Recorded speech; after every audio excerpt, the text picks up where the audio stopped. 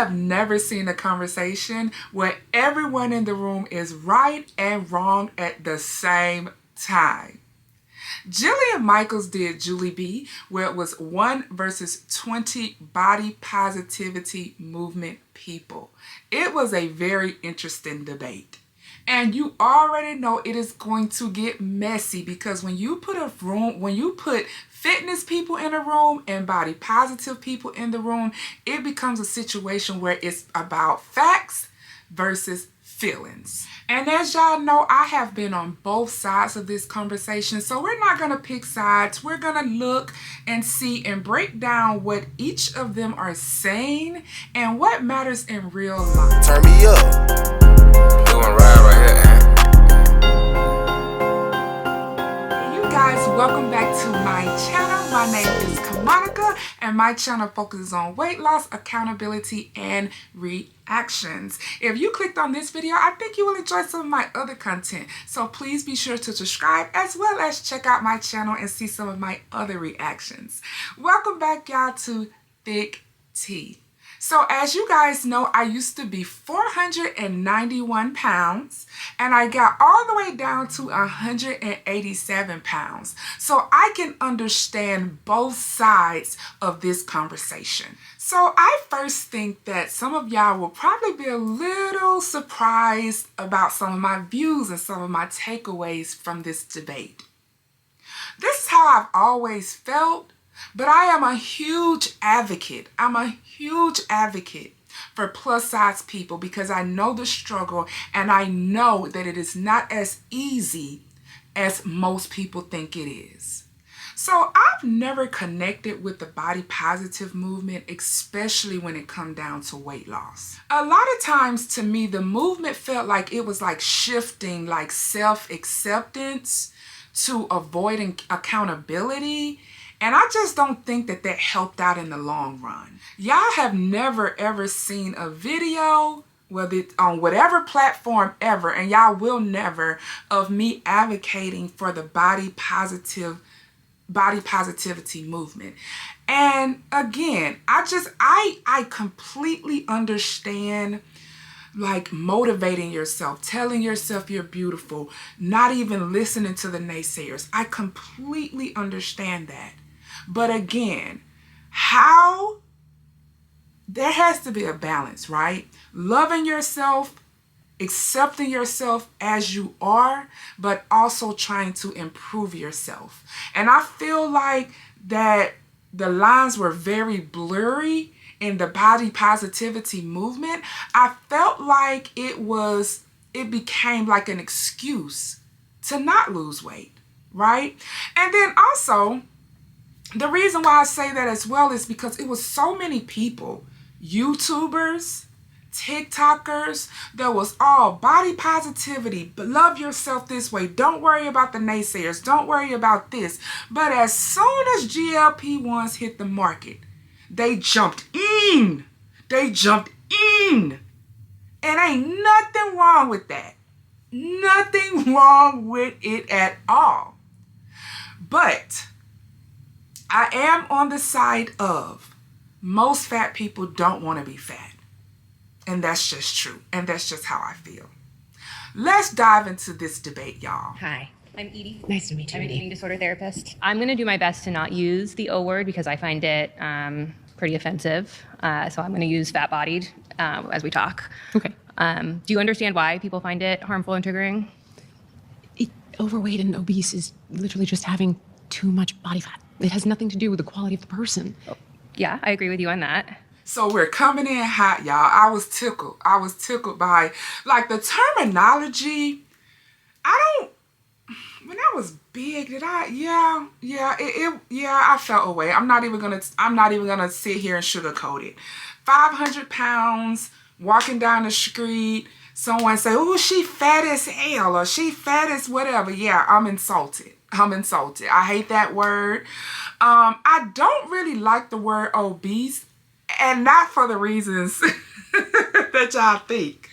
I don't like the word because it's too close to beast, right? So I'm already big. Now I'm a big beast. Like, what?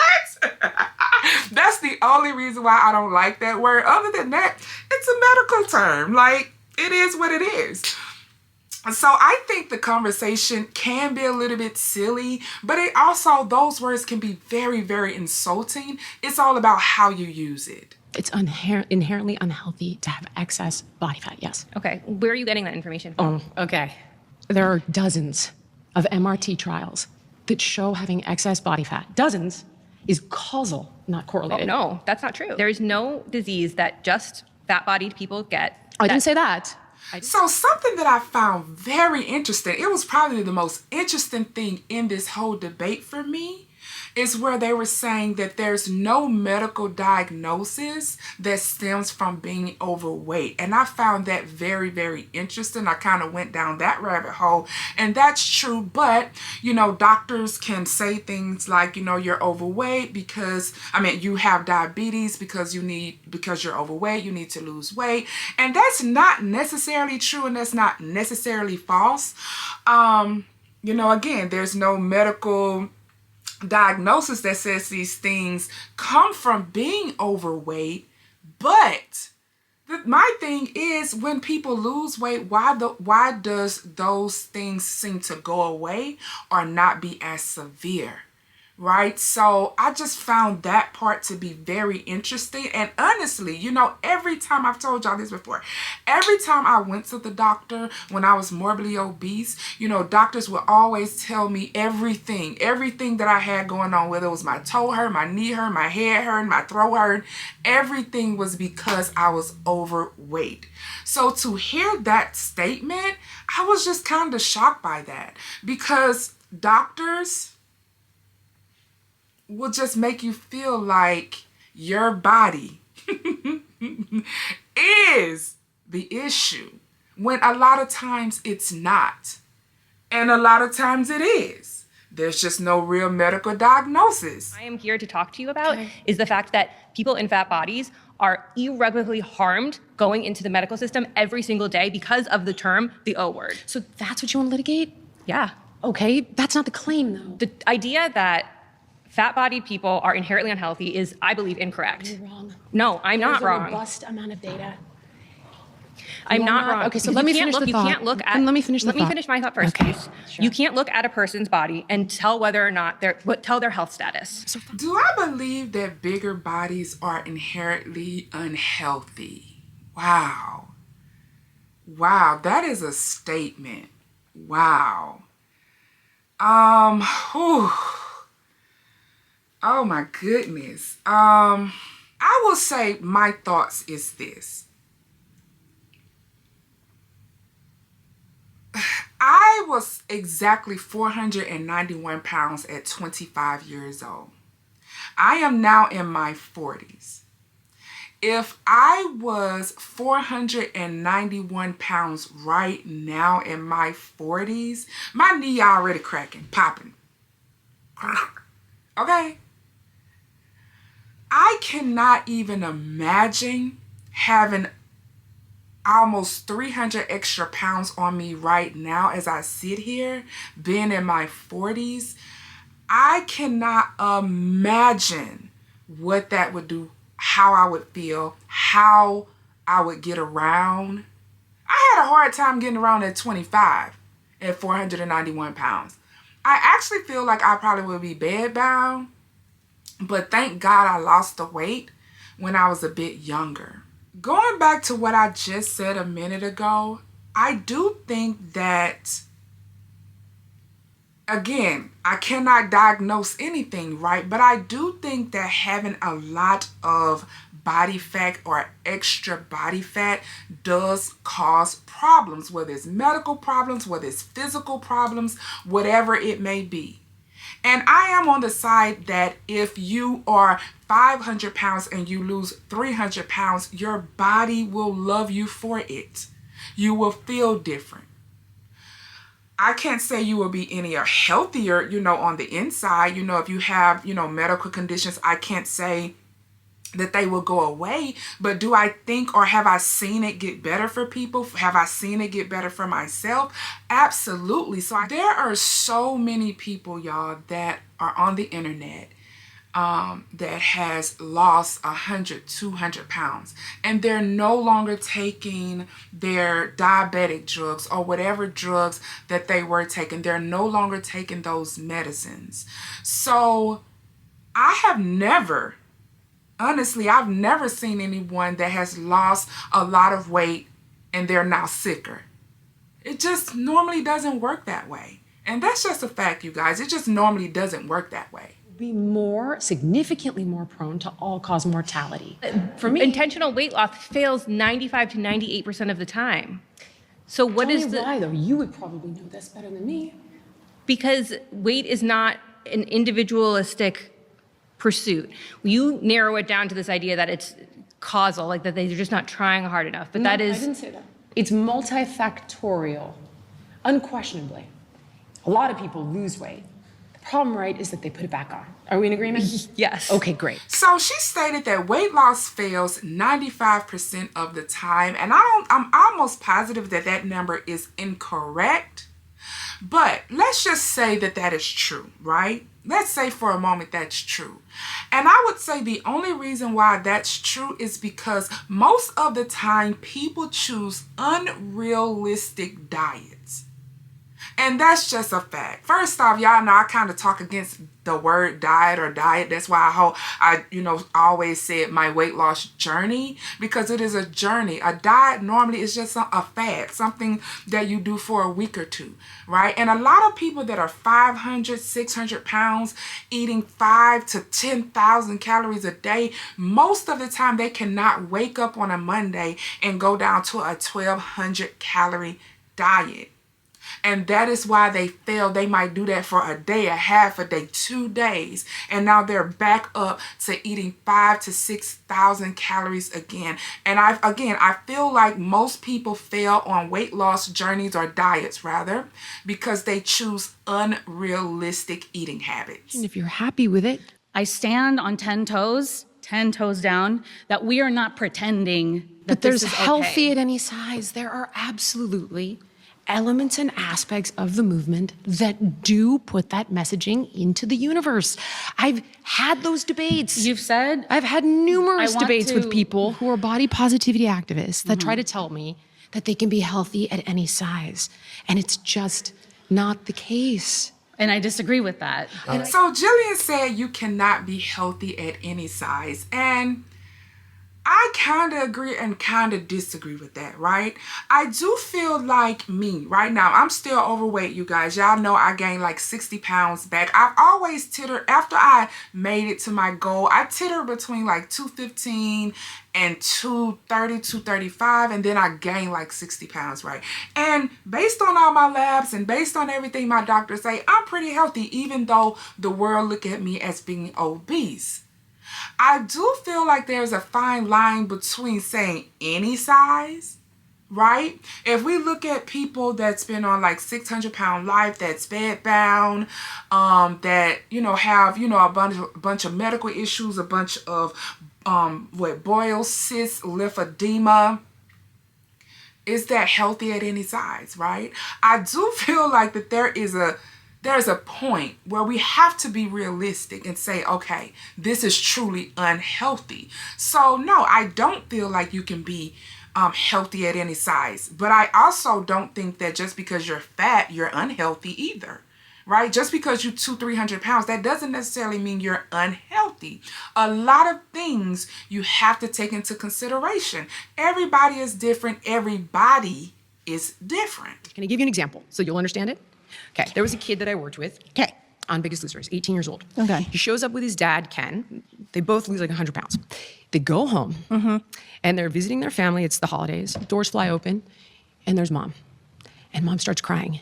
And she's not crying tears of joy. She feels like they're going to abandon her, like they broke the contract, like they've outgrown her. And she becomes sad and she withdraws. So what does the 18-year-old do? He starts eating with mom again. What does the food provide him? A connection with his mom.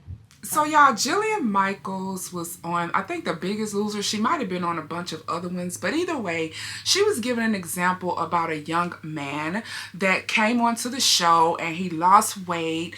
But then when he went back home, him and his mom, they bonded over food, right? But now that he was on a weight loss journey, his mom kind of fell away, and he started gaining weight by eating with her, enjoying time with her, spending time with her, and he started gaining weight back. I completely understand this, right? That's why I always go back to say, you guys, y'all do not understand.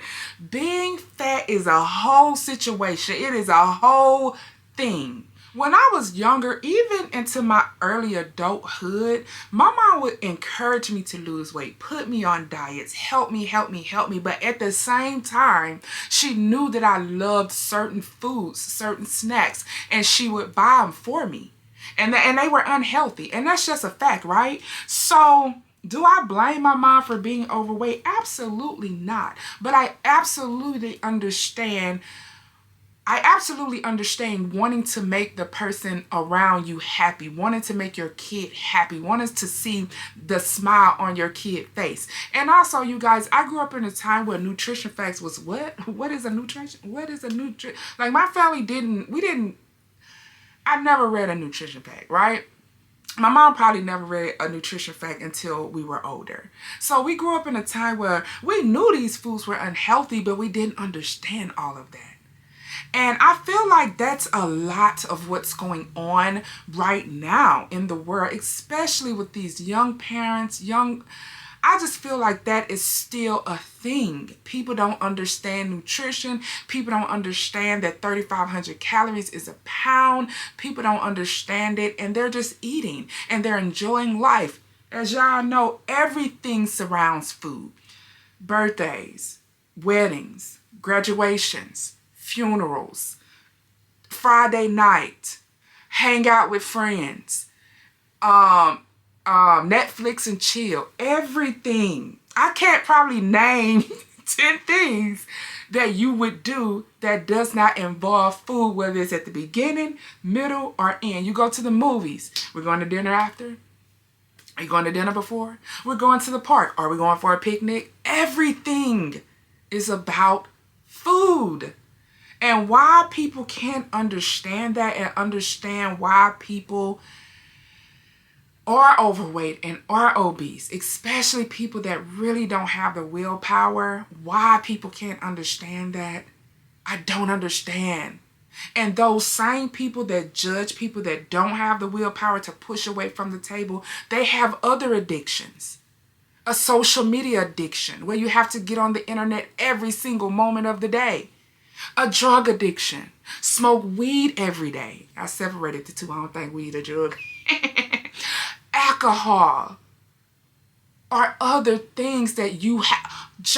Addicted to work. Have to be at work from 9 o'clock in the morning to 9 o'clock at night. And if you step away from the computer or go home, you're fidgeting. You got to get back to it. All of it is an addiction. But yet and still, we judge addictions that we can physically see. I just talked about that in my last. We judge addictions that we can physically see. And it's weird. And it's very weird. Trying and gaining. And we know that weight cycling in and of itself, bad for the heart, bad for insulin, bad for the brain, bad for all the things. We work with that individual. That's what I do in my private practice. Well, that's wonderful. Yeah. And I don't encourage weight loss because it's unethical. I disagree with you. And I what's think it's ethical? You were unethical. asking before, I what think do it's unethical professionals do? not to be transparent with people And about the transparent. dangers. Yeah. So this young lady, I don't know, this was probably one parts that kind of tickled me, y'all. Outside of the beginning when she was talking about obesity, this is like the second thing that tickled me when she was saying that she doesn't encourage weight loss because it's unethical. All I did was laugh, y'all. I had to laugh and keep it pushing because what? Like what? Like when people in movements like this say things like that, that is when a lot of people just shut down. Like they just shut down because what are you talking about? What are you talking about? I'm sorry. Like I can't even entertain it. Like whatever. My next surrounded claim is that the large food companies are one of the primary beneficiaries of the body positivity movement. All right, if you want to be... Okay, let me bring up my phone really, really quickly, y'all, because I want to read exactly what Jillian said. I found this to be so damn interesting. My goodness. So let me tell y'all what the claim was and they fact checked her on it, but let me tell you what the claim was. So Jillian Michaels' claim was large food companies are one of the primary benefits of the body positive movement.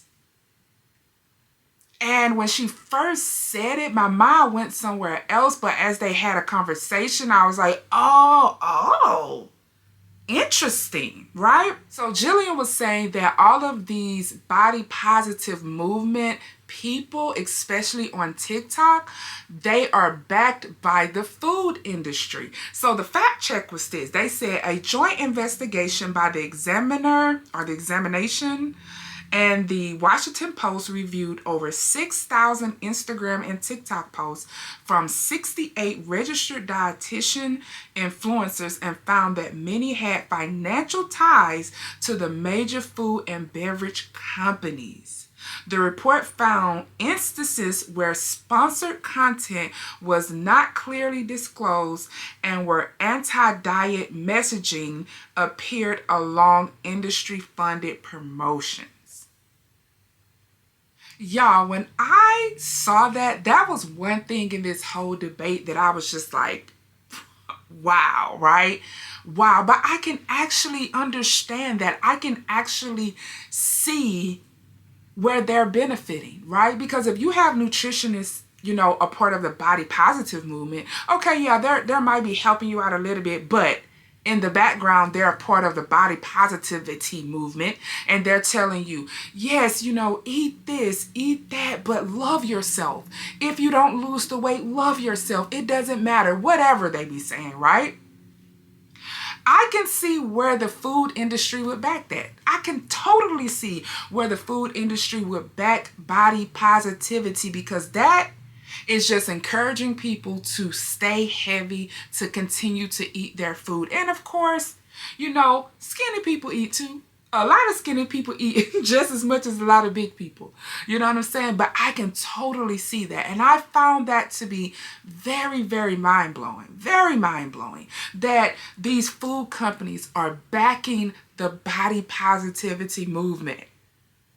That should be a red flag for everybody.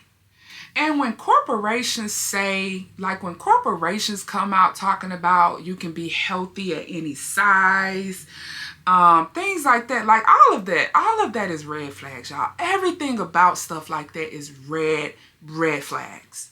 Anybody that is making money off of you being healthy or unhealthy, it should be a red flag. I don't care. Healthy too, it should be a red flag. I don't think any corporation has the people best interests at heart. Because if they did, they probably wouldn't be considered a corporation, and they probably wouldn't be as rich as they are. They don't even want you to stop eating one chip. This is how incremental they are about this. They literally engineer. Just hear me out. They don't even want you to have to stop and take a drink of water when you're eating their chips. So they engineer how much fat is in your mouth in each bite. There are a team of multidisciplinary scientists that literally work around the clock, 24/7, day after day, year after year. They're body positivity scientists. No.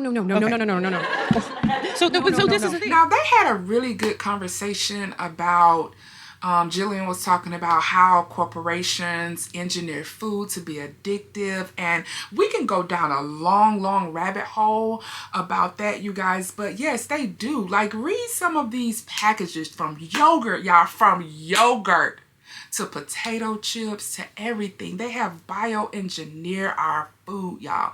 They have teams and people and chemists to make food taste a certain way, to feel a certain way in your mouth, to crunch a certain way, to the taste to last a certain amount of time in your mouth for you to want more and want more, right? How many times have we said, I just want a little crunch with my food? I'm eating these vegetables, I just want a little crunch. Heck, I just posted a reel, and I was saying, I just want a little crunch with my lettuce wrap. Now, granted, I did pork rinds, which is just as unhealthy. Well, it's not as, y'all get what I'm saying. It doesn't have all the calories and all that, but it's pork, right? So I chose pork rinds because they're lower in carbs and fat and all of that. But it's just as unhealthy, but we be wanting that crunch. We be wanting that crunch.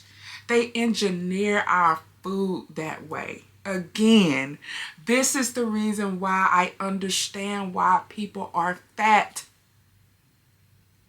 I understand it. They engineer our food for us to want more and more and more. It's like a drug. It's like a drug. You know, in this conversation, they were talking about also how, why has the obesity rate kind of skyrocketed from like these 60s and 70s, and how it has kind of skyrocketed a bit. Not skyrocketed, but it's way more obese people. It's because of the food. It's because of the food.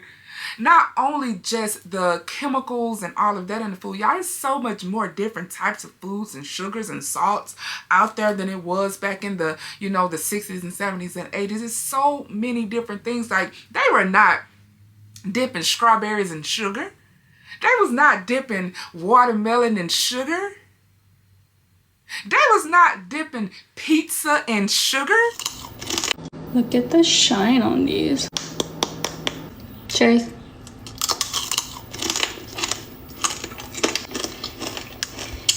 I'm not mad at it. Bacon.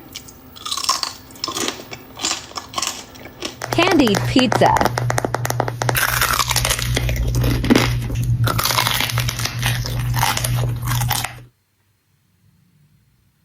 Like, people are making candied pizza. Candied grapes. These are things that's already sweet, already savory. Why are we putting more sugar on top? And before we move on to that, because they kind of sat right there for a little bit, for a while actually, talking about like the food industries and things like that, I did want to read like this little fact check that they put out there.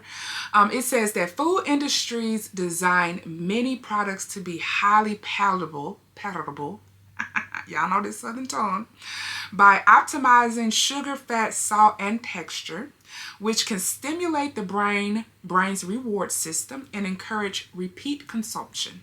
Some researchers argue certain ultra-processed foods may have addictive-like properties. However, there is no broad scientific consensus that foods are addictive in the same clinical sense as drugs.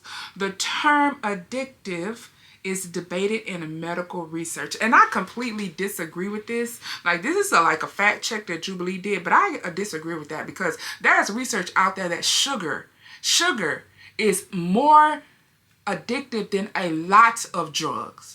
So there's like research out there. So the fact that they said that makes me question like Jubilee's fact check.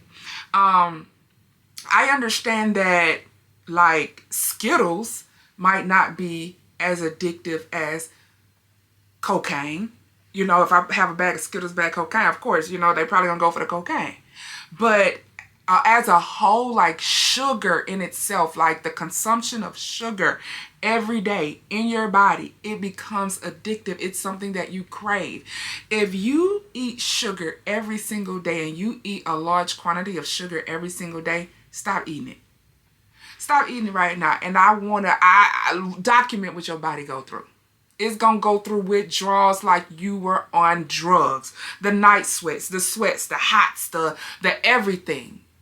The thirstiness, everything that your body would go through if you were taking drugs every day, same thing it would go through if you're eating high amounts of sugar every day. So how is that not addictive? And then you're going to crave it every moment of the day. Every single person that I've ever talked to that ate a high amount of sugar like I did, we went through it trying to break that addiction. We went through it, okay? And one is all one issue. It's not though, sweetheart. You're telling me that you think I think shame is awesome. I don't. No, I didn't. I don't. I didn't. I think that these tools or things like, oh, you know what? It's society, it's diet culture, it's this, it's that, it's bigotry. No, dude, it's probably the fact that like somebody, God forbid, touched you when you were a kid. I don't think that's appropriate or even right. Now, this was kind of I guess I feel like it was kind of a sensitive topic, but I feel like the way Jillian kind of said it made it seem very kind of insensitive, and I don't know. But y'all know that I completely agree with her on this. I just don't like the way that she said it. I truly feel like, and I don't want to put a number on it, but I feel like the vast majority of people that are morbidly obese, I'm not talking about being a little fat. I'm not talking about having a 50 to 100 pound extra on you. I'm not talking about that. I'm talking about morbidly obese people that have 200, 300, 400 pounds on them, that are addicted to food, that have a hard time getting off, that have been overweight most of their life. Those are the people that I'm talking about. A good majority of those people have trauma. And that's just my experience, right? I'm not talking about every one of them. I'm talking about the majority. Whether that means you grew up in a religious family, you were sheltered, a whole bunch of things went on there, whether you grew up in a cult, whether you were essayed, whether you were molested, trauma from childhood. I am telling you guys, I have seen this 10, 20, 30, 40, 50 times.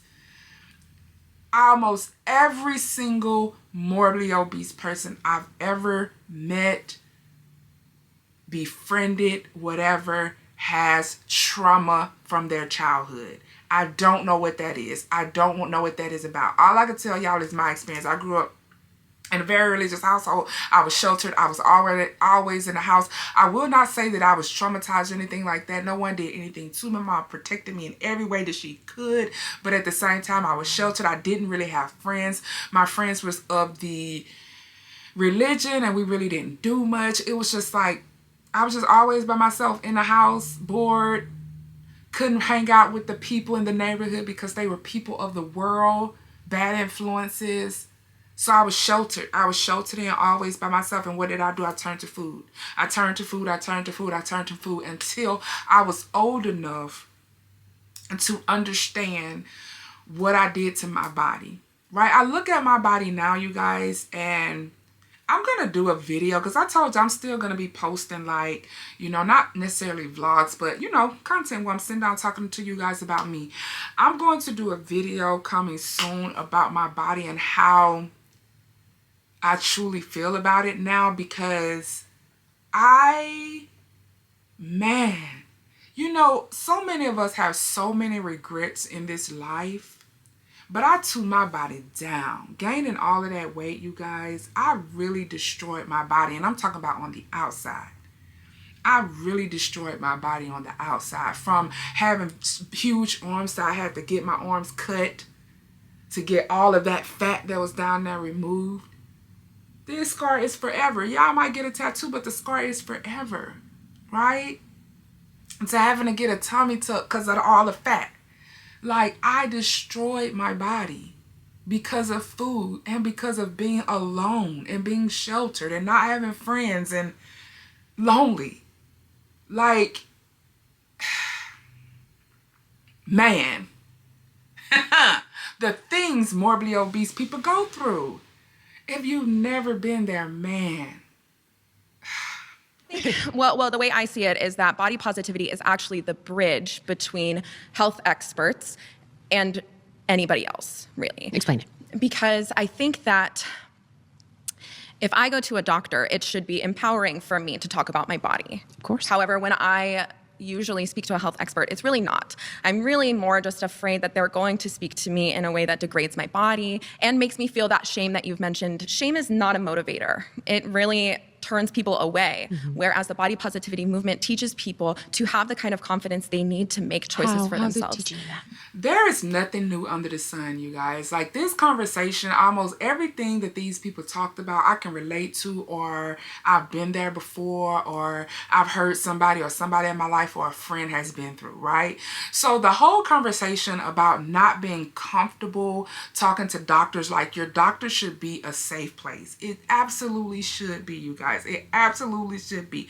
But when I was morbidly obese, I used to, do I want to go there? it's not really a big deal, but it might be too much of an overshare. So I'm not gonna go there.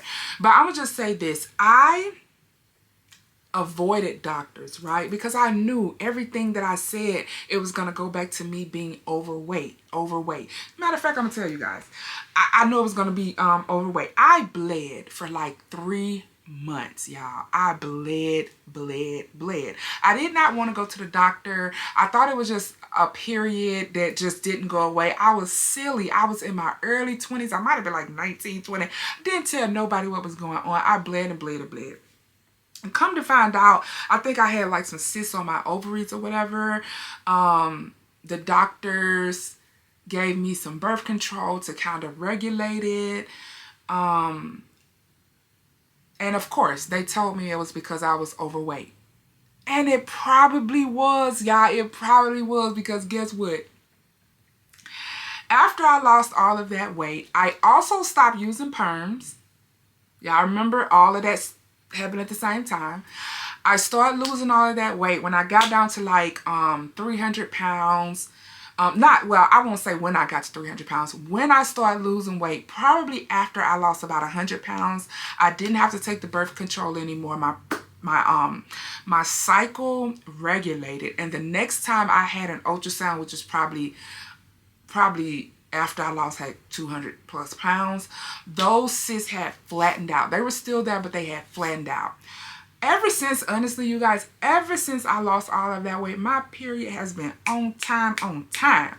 Okay, and when I got to my lowest, I went from having like a 5 or 6 day period down to like a 2-3 day period. It wasn't no lighter, it wasn't no nothing. It was just shorter. It seemed healthier.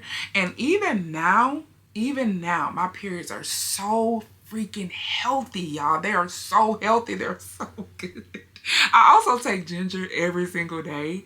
So I know that has a lot to do with helping out with the cramps and things like that. And I mean like the organic ginger. Yeah, that ginger. Not no candy, not no nothing. I'm talking about pure ginger. And a couple of other things I take that helps out with my body, that's helping out so much. My goodness, I said all that to say the reason why I bled so much is because I didn't want to go to the doctor. I knew that they were going to tell me that it was because I was overweight, right? I knew that was what they were going to tell me, but I guess this goes back to like no diagnosis being linked to being overweight, because in reality it was cysts. Like, did the fat cause the cyst? Who knows? But it was the cyst that was causing all of that bleeding. And I did not want the doctor to tell me, you gotta lose weight to stop the bleeding. You have to lose weight to stop the bleeding. I've told y'all this before. I went into the doctor for a toothache. A toothache. And they told me I need to lose weight. I'm not here for that. And that's what they told me. In my opinion, going to the doctor and you're heavy, it's not fun. It's not a happy experience. It's not a joyful experience. It's actually miserable. It actually can be traumatizing, actually. And shame is not a motivator. It really turns people away, whereas the body positivity movement teaches people to have the kind of confidence they need to make choices for themselves. How's it teaching that? When you look at yourself in the mirror and you tell yourself, I'm ugly, I'm fat, I'm gross, I don't deserve to be, alive. Like some people get to that extent, right? I understand. When you do that to yourself, that is not going to motivate you to then go make the choices that I think we all know are healthy for us. Totally agree. Which doesn't. Then what's the next step though, dude? I think that's what we're here Just to, looking in to the speak mirror about. and I saying, think that's actually, I'm healed. So that's not what body positivity. That's not what body positivity is. Body positivity is promoting the healing of said wounds. How?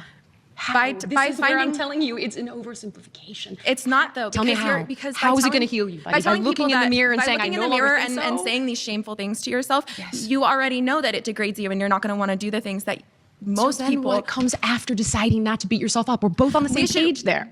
So y'all, I talked about this earlier, but about, I guess, around maybe the hour mark, y'all, this was like a 2-hour debate, and I watched most of it. Okay, I watched most of it, and I'm not gonna dig into every single question and every single back and forth. I just wanted to kind of highlight what I found interesting, you know, things I found interesting. So I think around the hour mark, a little bit short of an hour, she was like explaining what the body positivity movement is and what it's for, and you know how it helped people. I totally understand the positive affirmations, the making people feel good about themselves. I love that. I love that. I love that. And I don't really think that has the body positivity movement didn't make or break that, right? Giving yourself positive affirmation, it probably made it more, you know, explosive, especially for heavy people, to give yourself positive affirmations, to tell yourself you're beautiful and all of that. I love that it did that for so many people, but I also think that it can be a way to excuse not losing weight. I really do feel that way. I'm sorry if that's happened to you. I think you're seeing the wrong people. I know a lot of really good people. But that's also privilege. Of course, you know a lot of good people. You're a rich white woman who's been on television. And I would love to know, you know, somebody A lot of mentioned them the write show. books. Totally. A lot I of could read a them- book. I've read a lot of diet books, Jillian. Not a diet book. Or whatever. What kind of book? A self-help book? Well, I mean, if you're struggling with an eating disorder. So obviously, Jillian Michaels is a privileged woman that has access.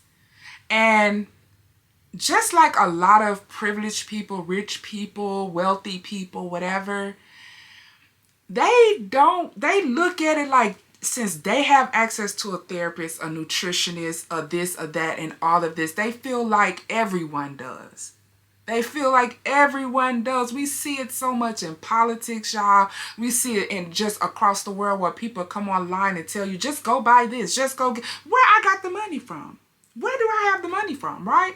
Like, you know, they'll tell people just go get on GLP-1s or just go have weight loss surgery. Where do I get the money for all of that, right? So I feel like people like Jillian, they are just privileged, and they don't realize that, especially now since the Trump administration has cut healthcare for millions. They don't realize that a lot of people do not have the healthcare, the insurance for all the things, for all the things that these people be suggesting. Like, come on. So y'all, Jillian Michaels goes on and talk about how, you know, how hard they push people on shows like The Biggest Loser and things like that. And I just kind of clocked out, because it's like, yeah, we seen surface success, like we seen the success on the show, but looking back at those shows, like those shows were horrible. The amount of time they gave people to lose weight, the types of foods that they expected the people to eat. I mean, that to me, that show, on top of her talking about, you know, a lot of those people were traumatized as in childhood, y'all re-traumatized them. Like, this is a like that show, looking back as an adult, in my adult eyes, my older adult eyes, that show is traumatizing. And even now, so many people from The Biggest Loser and from those weight loss shows are coming back talking about all of the horrible, horrible things that happened to them on shows like The Biggest Loser. There's so many ways to lose weight, and The Biggest Loser and shows like that ain't it. It ain't it, in my opinion. In my opinion. It's traumatizing, and a lot of those people gain that weight right back. So what do y'all think about the BMI chart? Do y'all think that it should reflect the bigger America, right? Of course, everybody isn't big, but a lot of people are, right? And a lot of people complain about the BMI chart because Americans are bigger, right? And they say that the BMI chart should reflect that. I don't know if I agree with that. I feel like it could be a way of encouraging people to stay big. I don't know. I don't know, y'all. I don't know. What y'all think about that? What do y'all think about? Do y'all think that I do feel like it's it's old, right? So maybe it does need to be updated in some sense, but how much of an update, right? At the end of the day, I agreed with a lot of things that Jillian said. Believe it or not, I did. And I hate saying this, but I just think Jillian is a horrible human being, from The Biggest Loser all the way to her political stance. Just in case you do not know, she is deep off into the political world. Just Google Jillian Michaels Trump or Jillian Michaels political, and you'll be like, interesting. So I'm not a fan of hers at all across the board, but I did agree with a lot of things that she said in this debate, y'all, because I don't think that a lot of things she said was outrageous. I just don't. I don't think most of the things in this debate was outrageous that she said. I didn't like the way she said some of the things, but that's her delivery, right? So you guys, I really did enjoy this conversation. Y'all don't be telling me nothing, because this video was posted like a month ago, and I wish I would have saw it when it first came out, because I wish I would have saw it when it first came out, because I know most of the conversation and commentary, nobody's really talking about it right now. But I still wanted to put my 2 cents in and what I thought about this debate. Please let me know what y'all think about this debate. I really want to know what y'all think about the body positivity movement. Do y'all think it's BS? Do y'all think it's encouraging? Do y'all think it helps people lose weight? Or do y'all think it helps people stay where they are or continue to gain weight? Also, do y'all think that the food industry is the biggest beneficiaries of the body positivity movement, or do you think the people are the biggest beneficiaries of the body positivity movement? Let me know below, you guys. Of course, if y'all been here this whole time, please leave me a heart in the comment section. Let me know that y'all are here and y'all are supporting me. Thank y'all so very much for coming back and listening to some thick tea. Y'all, that's my name, my segments. Thank y'all so very much. Anything else I wanted to say? So you guys, I am going to do better about getting more long form videos out. I've been posting like once every 2 weeks, even though I'll sit here and film 2 or 3 videos. Some of them don't see the light of day because I don't like how they come out. Because last week I filmed 2 videos and only one of them saw the light of day. Right now I'm going to film 2, and hopefully both of them see the light of day so I get 2 videos out of 1 week. That was the ultimate goal, 2 videos at minimum a week. So hopefully I can get there with my content. I'm actually really enjoying these reactions. So if y'all see something y'all want me to react to it, please, please, please let me know in the comment section. I love you guys. Don't forget to subscribe before you go. If you don't subscribe, you might not ever see me again. And don't forget to thumbs up and leave me a comment and all the things. And I will see y'all in the next one.